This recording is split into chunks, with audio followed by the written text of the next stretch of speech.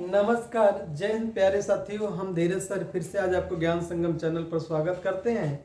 आइए आज हम एक टॉपिक पढ़ने चलते हैं जिसका नाम होगा सर्वनाम।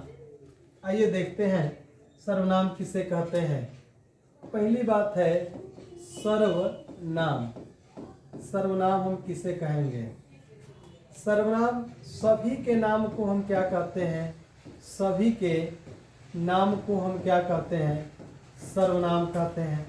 हिंदी में जो सर्वनाम है वो कितने हैं? 6 हैं। कौन कौन से हैं? तो आज जरा ट्रिक के द्वारा सीख लीजिएगा कौन कौन है। अनाप और सनाप, यही हमारे पास क्या है? सर्वनाम है। अब बात करेंगे अ से अनिश्चयवाचक, अनिश्चयवाचक। न से निश्चयवाचक, निश्चयवाचक। प से क्या हो जाएगा? पुरुषवाचक। और स से क्या होता है? संबंधवाचक। और न से क्या होता है? निजवाचक, निजवाचक हो जाएगा। और एक प से क्या हो जाएगा? प्रश्नवाचक हो जाएगा।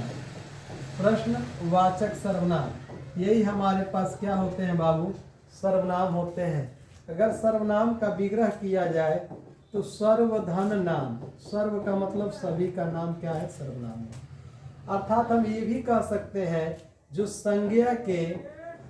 संज्ञा के दोहराव को बचाता है उसे हम सर्वनाम कहते हैं। उसे हम क्या कहते हैं? सर्वनाम कहते हैं। कहने का मतलब ये है, आप इसका स्क्रीनशॉट लीजिए, अभी आगे बताते हैं। आगे तो हम ये भी कह सकते हैं बाबू कि जो सर्वनाम है सभी के नाम को हम सर्वनाम कहते हैं। तो कह सकते हैं क्या? सर्वनाम एक विकारी शब्द है, यानी इसमें परिवर्तन किया जा सकता है। सर्वनाम क्या है? एक विकारी शब्द है। अगर सर्वनाम जब होते कितने हैं तो ये 6 होते हैं। कौन कौन होते हैं? तो अभी आपको बताए हैं कौन कौन होते हैं। अनाप और सनाप होते हैं। ठीक, अगर अनाप और सनाप होते हैं तो सर्वनाम मूलतः कितने शब्द आते हैं? तो यही जो 11 शब्द है ना, इसी पर सर्वनाम टिका हुआ है। कौन कौन? एक सर्वनाम का नाम है मैं, तुम, आप, मैं, तुम, आप, यह, वह, जो, सो, कोई, कुछ, कौन और क्या। यही क्या है?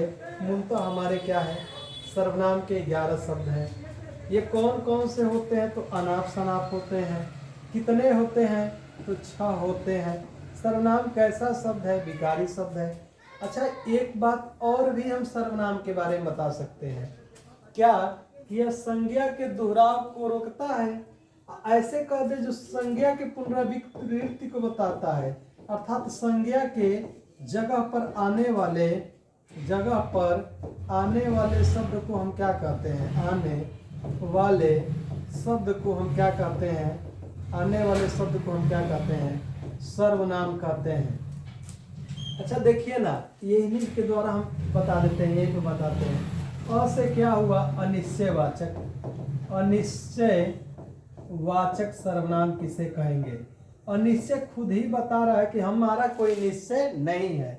अनिश्चय का मतलब बाबू कोई और कुछ, कोई आया है, कुछ खा लीजिए, कोई जा रहा है, कोई नहा रहा है, कोई दरवाजा खटखटा रहा है। तो यह क्या है? कोई और कुछ किस में आएंगे? तो इसमें आएंगे कौन? कोई और कुछ आएगा। किसके अंतर्गत आएगा? अनिश्चयवाचक। फिर हम बात करेंगे न से निश्चयवाचक। निश्चयवाचक के अंतर्गत कौन कौन आएंगे? निश्चयवाचक के अंतर्गत आएंगे बाबू यह और वह।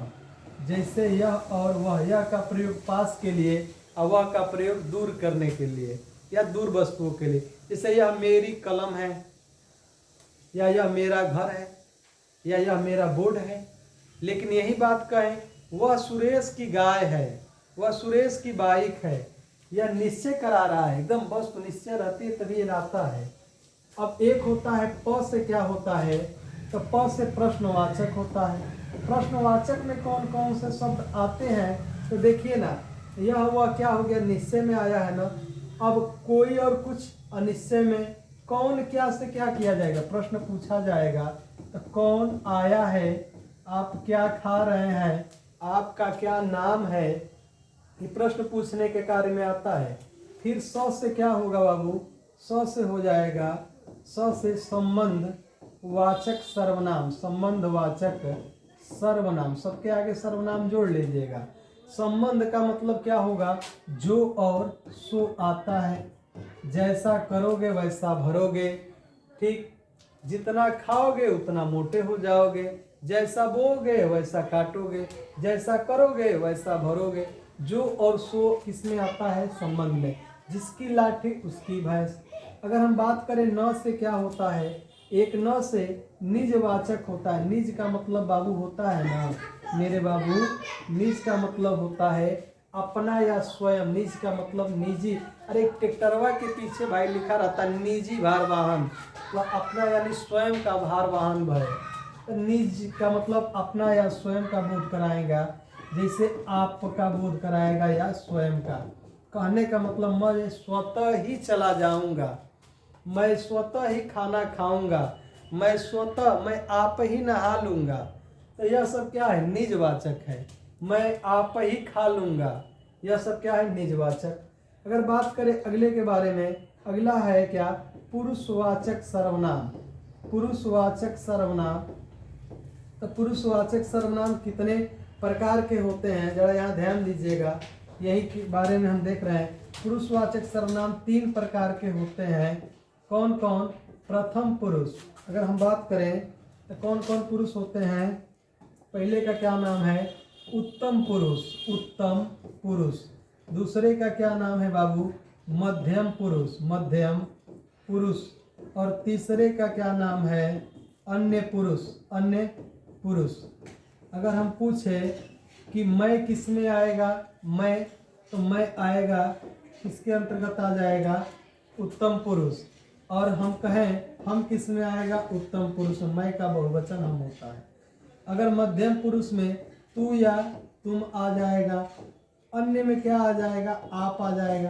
तो देखिए ना, यही मूलतः जो 11 शब्द हैं जो हमारे पूरे सर्वनाम में प्रयोग हुए हैं, यही मूलतः ना। आप इसका स्क्रीनशॉट लीजिए, अब आपको और भी उदाहरण बताते हैं।